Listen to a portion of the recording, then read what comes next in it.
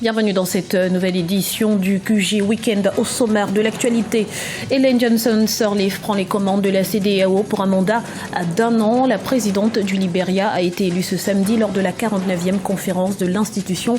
Elle succède au président sénégalais Macky Sall. Le nouveau gouvernement congolais se met au travail. Le Premier ministre Clément Mouamba a présenté son programme d'action devant l'Assemblée nationale ce vendredi. L'emploi des jeunes sera au centre des priorités. Et puis l'ONU inquiète de la recrudescence d'attaques dans le nord du Mali.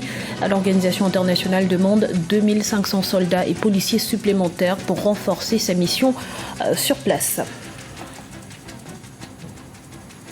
Ellen Johnson Sirleaf a pris ce samedi la tête de la communauté économique des États d'Afrique de l'Ouest. Première femme à être nommée à ce poste, elle fait de la sécurité et de l'économie les deux principaux axes de son mandat. Les détails dans ce reportage de notre correspondant au Sénégal, El Hadji. Ellen Johnson Sirleaf, élue présidente en exercice de la CEDEAO au cours de la 49e session extraordinaire de la conférence des chefs d'État et de gouvernement. Une rencontre que la capitale sénégalaise a accueillie ce samedi 4 juin 2016. À peine élue à la tête de la CEDEAO, la présidente du Libéria décline sa feuille de route axée sur 4 priorités. Tout d'abord, la consolidation de notre architecture européenne de sécurité, guidée par le mécanisme ainsi que d'autres protocoles. Nous devons travailler encore plus dur en tant qu'État membre pour éliminer le terrorisme, renforcer nos capacités en matière de renseignement et renforcer la coordination avec l'Union africaine, les Nations unies et d'autres institutions partenaires, tout en exprimant notre compassion face aux attaques dont souffrent nos populations. Nous devons nous assurer que le terrorisme ne puisse plus gagner du terrain tel que cela a été le cas au Burkina Faso, au Mali et en Côte d'Ivoire. Ellen Johnson Sirleaf annonce également de nouvelles mesures juridiques qui visent à améliorer la circulation des personnes et des biens ainsi que la transformation des économies dans l'espace CEDEAO. L'agriculture sera également érigée en priorité pour l'atteinte de ces objectifs. Le programme agricole pourrait être considéré comme étant un moyen novateur pour intégrer les jeunes et cela pour minimiser le chômage des jeunes. Il existe également des arguments solides pour le développement de la connectivité des services aériens pour ainsi promouvoir le transport entre les citoyens et ainsi notamment que le demande la déclaration et la décision de Moscou.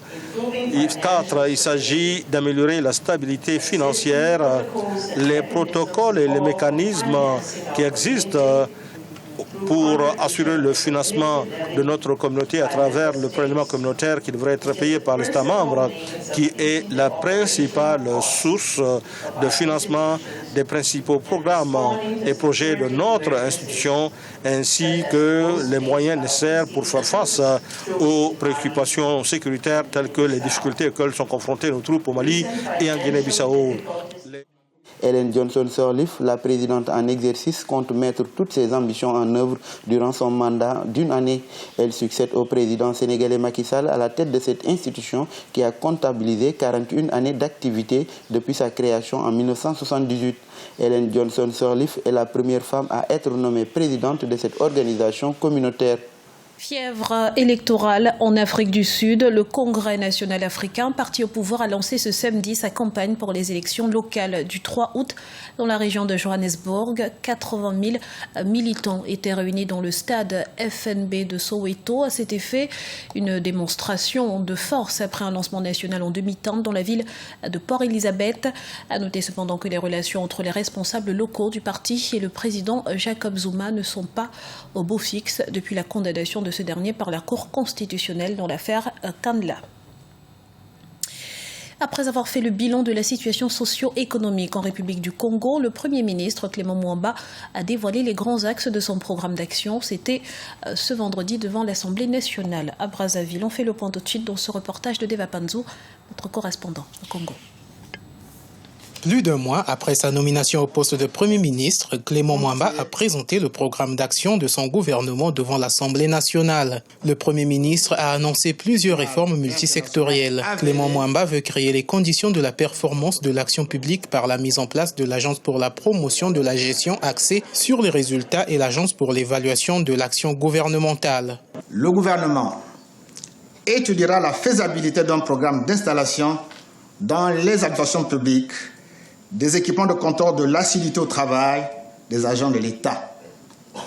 La mise en œuvre de ce programme donnera lieu à une réforme de la gestion administrative des agents de l'État réglée sur la performance. Clément Mwamba et son gouvernement seront avant tout préoccupés à rétablir la stabilité macroéconomique et la viabilité budgétaire. Il a rappelé que la dette publique s'élevait à 2 785 milliards de francs CFA en mars 2016, dont 350 milliards de dettes extérieures. Du côté de la majorité présidentielle, les députés soutiennent le projet. Il a parlé de l'agriculture, des mines, des banques et des transports.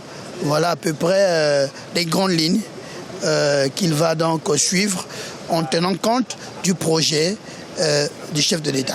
L'opposition, quant à elle, demeure sceptique à l'idée d'une rupture avec les vieilles habitudes. Est-ce qu'il va réussir? Avec quel genre d'homme?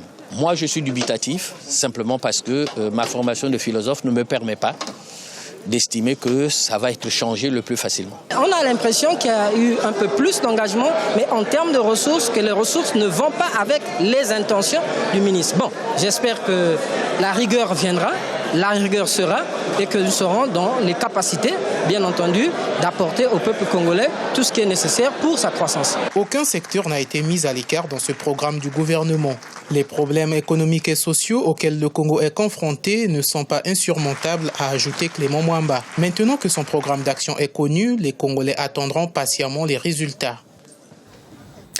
Le processus de paix fragilisé dans le nord du Mali, les attaques contre les troupes onusiennes se multiplient.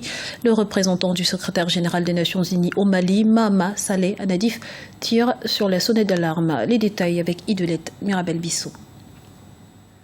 L'Organisation des Nations Unies dit son inquiétude face à la recrudescence des attaques contre les troupes onusiennes au nord du Mali.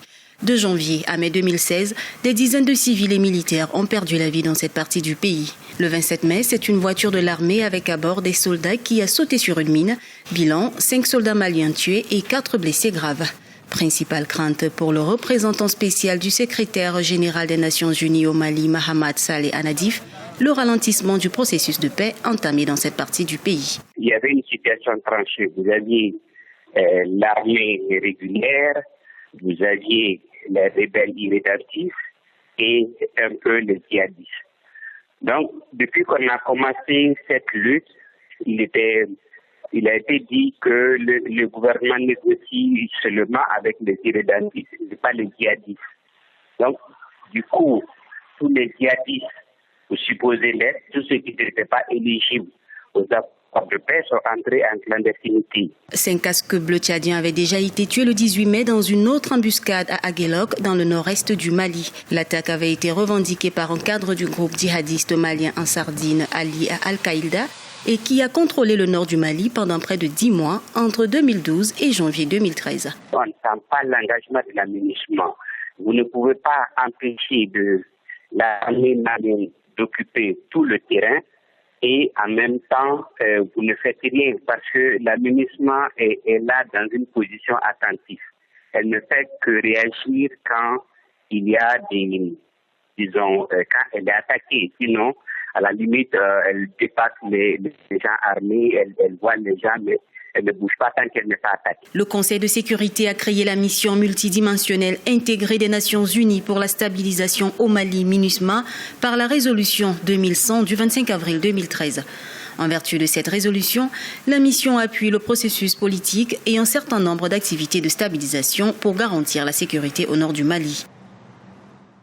Dans le reste de l'actualité, ils étaient plusieurs dizaines rassemblés dans les rues de Niamey ce samedi. Objectif, manifester leur solidarité avec les populations du sud-est du Niger, des populations quotidiennement exposées aux exactions de Boko Haram.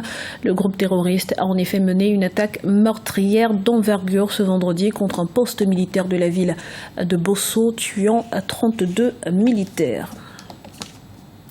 Il y a un an, l'explosion d'une station pétrolière faisait 150 victimes au Ghana, un drame considéré comme l'un des pires ayant touché le pays depuis une décennie. La mémoire des victimes a été honorée à travers le pays ce vendredi. Alioune Guindo.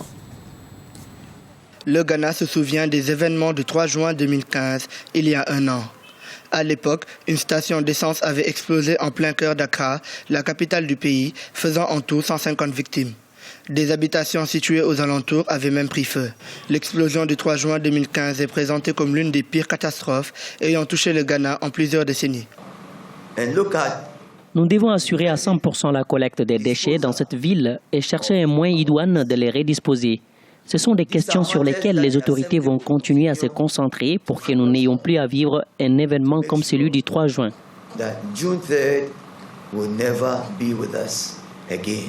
Il y a un an, les fortes inondations dues aux pluies avaient empêché beaucoup de victimes des événements du 3 juin 2015 d'aller se réfugier loin des lieux de l'accident.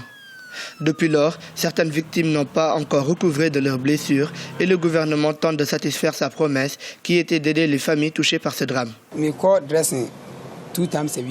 Je vais à l'hôpital 2 fois par semaine pour changer mon pansement et à chaque fois que j'entre dans le bus, les gens me regardent et ont peur de s'asseoir près de moi. Mais je remercie le bon Dieu en tout temps pour sa protection parce que je suis encore vivant. Les autres victimes n'ont pas été aussi chanceuses. Je les ai vues disparaître. C'est terrible. En l'honneur des victimes, le sculpteur Faisal Daou a exposé ses dernières œuvres non loin du lieu de l'incident. De même, le président du pays, John Dramani Mahama et quelques autres autorités se sont joints aux victimes rescapées de l'incident pour un mémorial ce vendredi. Ce journal a été réalisé par l'ensemble de la rédaction. Merci de l'avoir suivi. Dans un instant, une nouvelle édition de l'actualité sur Africa 24.